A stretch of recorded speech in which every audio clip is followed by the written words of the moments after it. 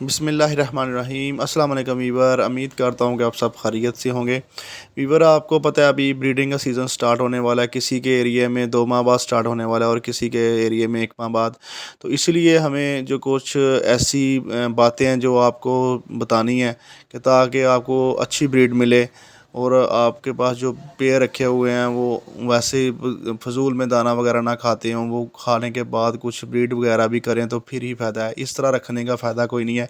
Mostly जो नए शौकीन होते हैं वो पेयर ले आते हैं मार्केट से, लेकिन वो काफ़ी माँ रखते हैं लेकिन उनको ब्रीड वगैरह नहीं आती। फिर वो दोबारा चेंज करने चले जाते हैं या फिर वापस रिटर्न कर देते हैं 5 माह 6 माह बाद, लेकिन उनको ब्रीड नहीं आती। वो ज़्यादा परेशानी का उनको सामना करना पड़ता है क्योंकि वो नए होते हैं। क्योंकि मैंने जब नया काम स्टार्ट किया था मुझे भी बहुत डिफ़िकल्टी आती थी, लेकिन अभी अल्हम्दुलिल्लाह एक्सपीरियंस हो गया कि क्या करना है। तो वीवर 5 पॉइंट्स मेरे मेरे पास हैं जो मैंने आपके साथ शेयर करने हैं। वो ब्रीडिंग स्टार्ट होने से पहले ही आपने कर लेने हैं ताकि आपको जो आपने बर्ड रखे हुए हैं उसकी आपको अच्छी ब्रीड आए।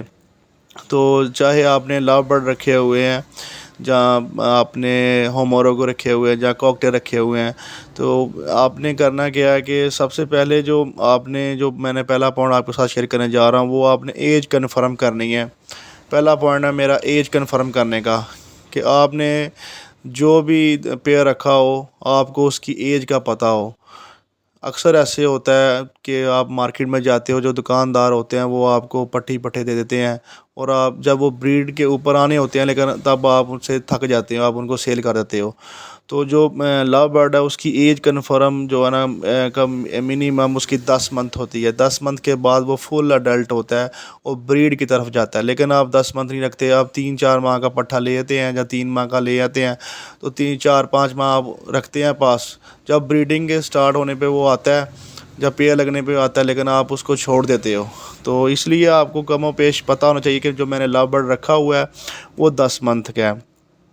तो अगर आप कॉकटेल की तरफ देखें तो कॉकटेल का भी यही सीन है कि वो फुल अडल्ट हो, विस्लिंग करता हो, तो उसकी भी मैक्सिमम जब मिनिमम कह लें, मिनिमम उसकी जो है ना 15 मंथ यानी कि होनी चाहिए एज। 14-15 मंथ का कॉकटेल होना चाहिए, तो तभी जाके वो ब्रीड करेगा, अदरवाइज़ वो ब्रीड नहीं करेगा। आप ऐसे ही रखेंगे, पूरा 1 साल रख लेंगे, किसी को बोलेंगे मैंने 1 साल रख लिया या ब्रीड नहीं आई। तो मैंने भी अभी 2 पेयर रखे हुए हैं, 1 साल हो गए नहीं होने को जा रहा है, लेकिन वो ब्रीड नहीं कर रहे क्योंकि मैं पट्ठे ले आया था। तो अगर मैं भी जो न्यू कमर की तरह उनको सेल कर देता या एक्सचेंज करता तो ये गलती होनी थी। अभी हमें उनका वेट करना है अडल्ट होने का। तो दूसरे पॉइंट की तरफ वीवर चलते हैं। दूसरा पॉइंट ये है कि आपको जो ना जेंडर कंफर्मेशन होनी चाहिए कि आपने जो रखे हुए हैं पेयर वो आपको मेल फीमेल आपको कंफर्म होना चाहिए कि आपको पता हो ये मेल है ये फ़ीमेल है।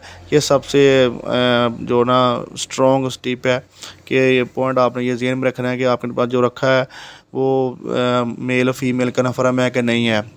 अगर वीडियो देखने के बाद भी या किसी की हेल्प लेने के बाद भी आपको पता नहीं चलता कि ये मेल है फीमेल है, तो आपने उसका और आपने जो पेयर रखा हुआ है आप शौक करते हो तो आपने उनका डीएनए टेस्ट करवा लेना है।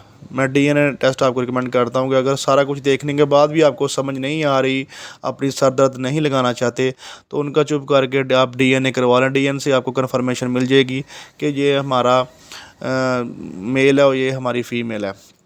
तो तीसरे पॉइंट की तरफ चलते हैं वीवर्स। दूसरा पॉइंट ये है कि जो मेल रखा हुआ है ना, आपको पता तो चल गया है कि ये मेल है और ये फ़ीमेल है, तो आपने मेल की एज 2-3 मंथ ज़्यादा रखनी है एज़ कम्पेयर टू फ़ीमेल।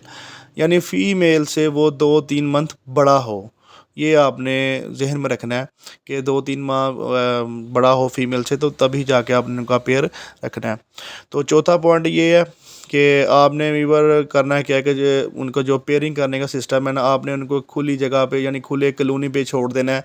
तो उनको अपनी मर्ज़ी से जोड़े बनाने देने हैं, यानी कि अपनी मर्ज़ी से किसी को मेल को फ़लाँ फ़ीमेल लाइक आ गई है तो वो उसके साथ उसने जोड़ा बना लिया है। तो आपने ऐसा करना है, उनको खुले पिंजरे में या खुली कॉलोनी में छोड़ दो ताकि वो अपनी मर्ज़ी से जोड़े बना सकें। जो अपनी मर्ज़ी से जोड़े बनाएंगे ना वो बहुत ही अच्छी ब्रीड करते हैं।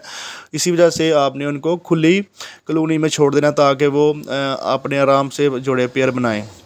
उसके बाद मेरा 5वां पॉइंट है, वो बहुत ही सॉलिड पॉइंट है कि आपने अलहदा भी रखा हुआ है किसी पेयर को, किसी भी कॉकटेल हो गया या लव बर्ड हो गया, जहाँ आपने जो दूसरे रखे हुए हैं, जो होमोरोगो वगैरह रखे होते हैं, जो एक्सपेंसिव कोई भी जोड़ा आपने रखा है, तो आपने सेपरेट भी रखा है लेकिन वो फिर भी ब्रीड नहीं कर रहा, तो आपने करना क्या है कि आपने जो अलग से केज रखना है, उसके फ़ीमेल को आपने अलहदा कर देना है और मेल को आपने अलहदा कर देना है। तो फ़ीमेल का आपने तो जो खाना दाना वगैरह ना वो उठा लेना उसके आगे से, फ़ीमेल से, ताकि उसे बहुत ही ज़्यादा भूख लगे, और मेल के आगे आपने खाना रख देना है।